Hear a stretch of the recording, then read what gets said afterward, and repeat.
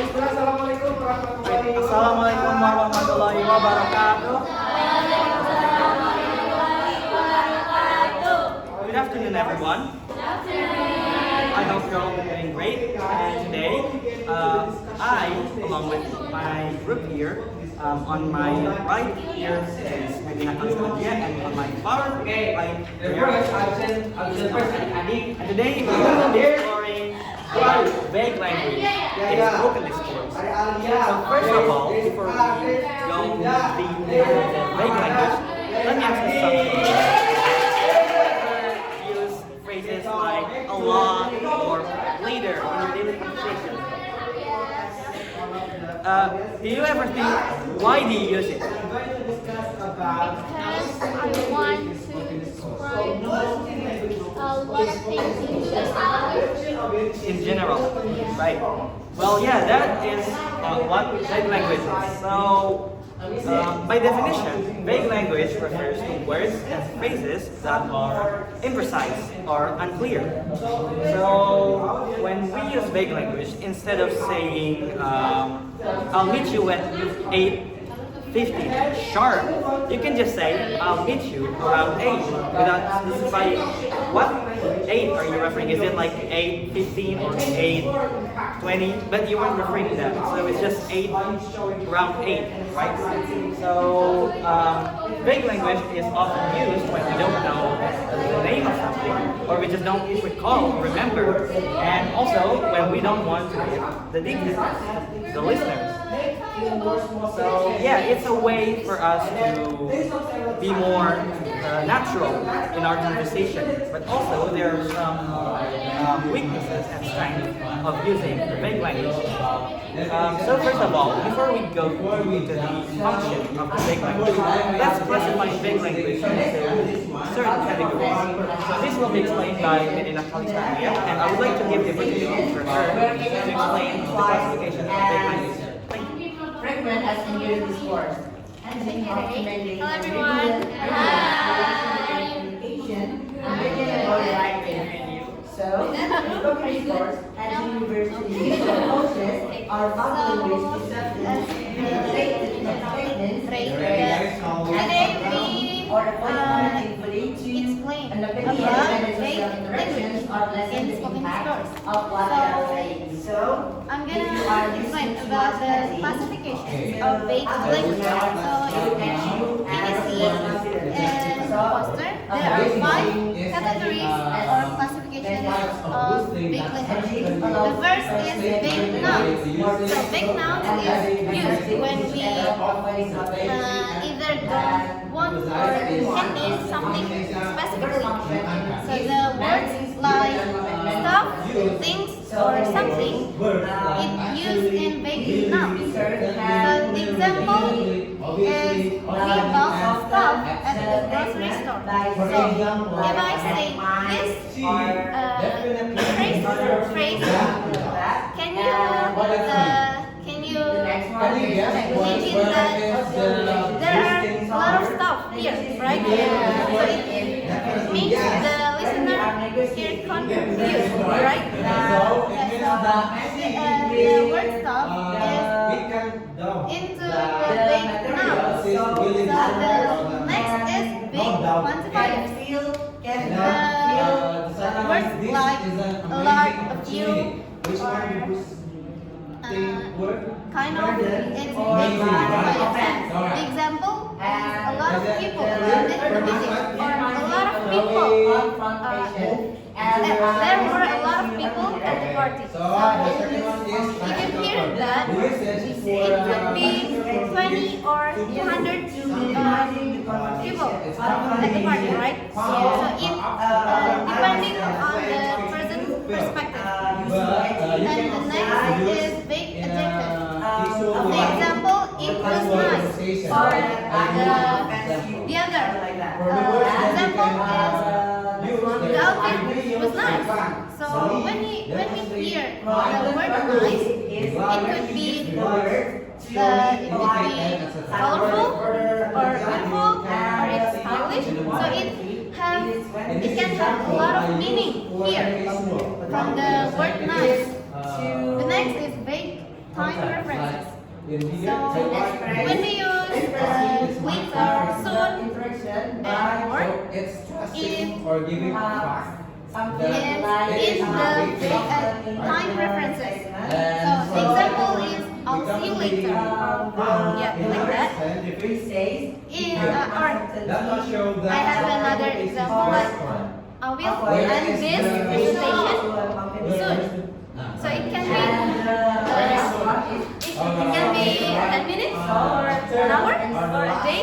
So the lack of detailed information is going to be make the listener confused and have a lot of meaning. And the last is big intensifiers.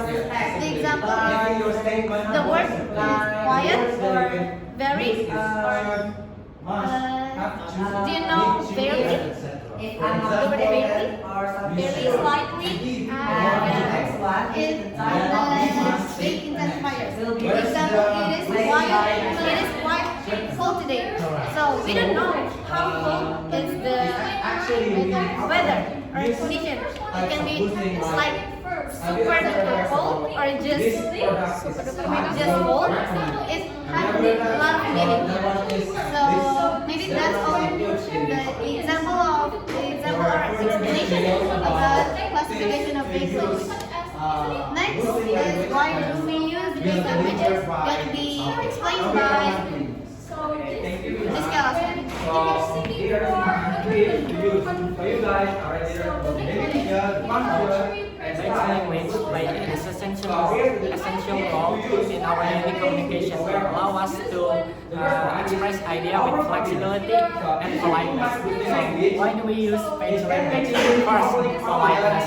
In many social interaction, being too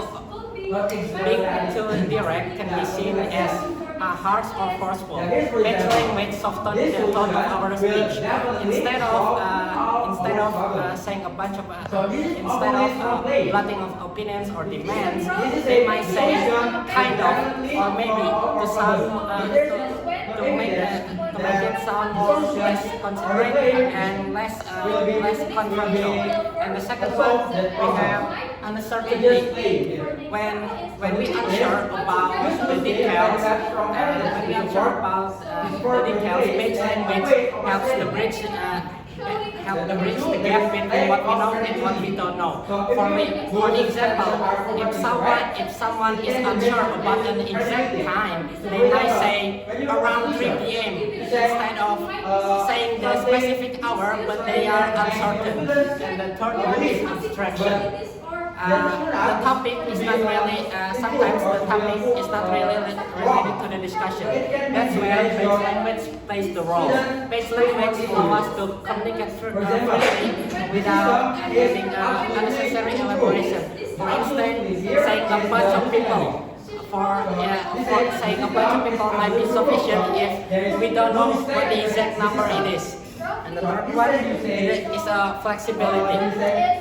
Page expression have room for interpretation, giving listener the freedom to understand the message in one way that suits their perspective. Phrase like a little bit or sort of, providing ambiguity, allowing the reception to fill the gaps as they need. As we speak about page language in spoken discourse, it's also related to the academic discourse. In academic setting, page language we can argument of research and findings. In essay for research paper, it's important to be precise and clear. Instead of writing, many people believe it's more effective to be specified. According to 2020 surveys, 75% responded believe this. And the second one is the formal business communication. In the workplace, page instruction can lead to confusion and mistakes. If you are delegating tasks or outlining project details, page language can create misunderstanding. For example, we need to complete this soon is much less effective than saying we need to complete this by Friday at 5 p.m. And the last one, and the third one is medical or legal setting. In fields, precision is critical. Page language is a medical diagnosis or legal contract could lead to serious errors. Imagine a doctor telling a patient, take this medicine for a while. How long is that while? It could cause confusion affects to the patient health. It could make the patient confused or could make the patient go down. The last one is giving instruction. When giving direction or instruction, page language can leave people unsure of what to do. Instead of saying, add some sugar to the recipe, it's clearer to say, add 2 tablespoons of sugar. Specific ensure there's no ambiguity. And the last one, we have tips for making knowledge. It will be explained by Pray. Alright, for the last material, we'll go over the tips for avoiding vague language when are in this situation. But before we go into this topic, I would like to ask you. Right. I would like to ask you something.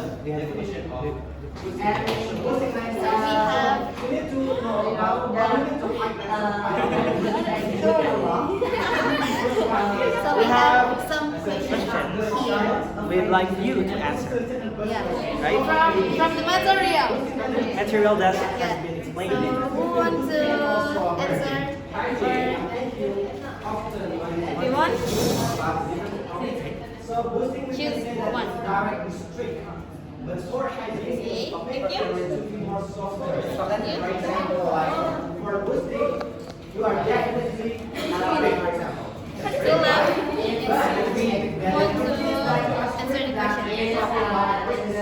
the question? So easy.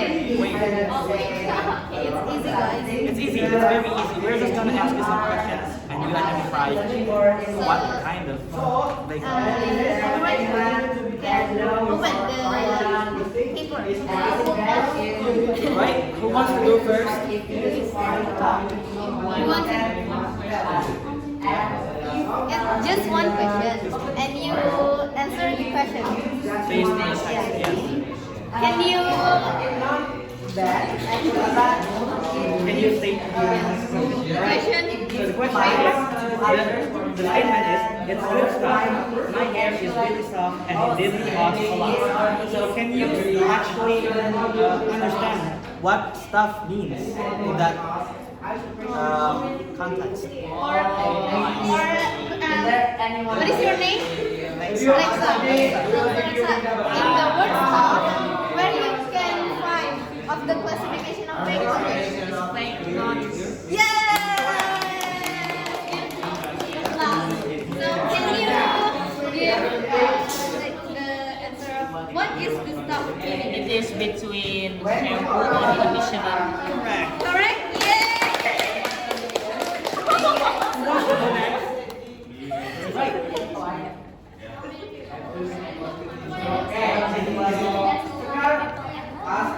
Yes, but the question is, it's line 14. So you have to use one of the vague language here. One of the vague either nouns, quantifiers, adjectives, or yes, you can. The right question, but the right answer is there were around 400. So you have to use.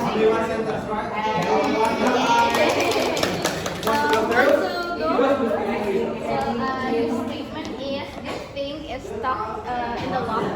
So they is considered to fake now. Yes, because it refers to things that is unclear what is the thing is that is stuck in the lock. So that's my answer. But do you know what the thing Is the thing it can be key? Yeah. Oh my god. Wow, so cool. I like the students here. So smart. They're so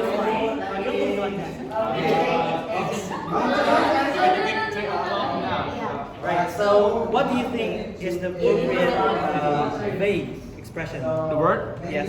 It can be about. Okay. It can be Around? Yeah. Yes. Or just that? About around. It's what else? If you don't have anything else, you can just say that's it. say. Yes. Yes, that's correct. You can Yay. always-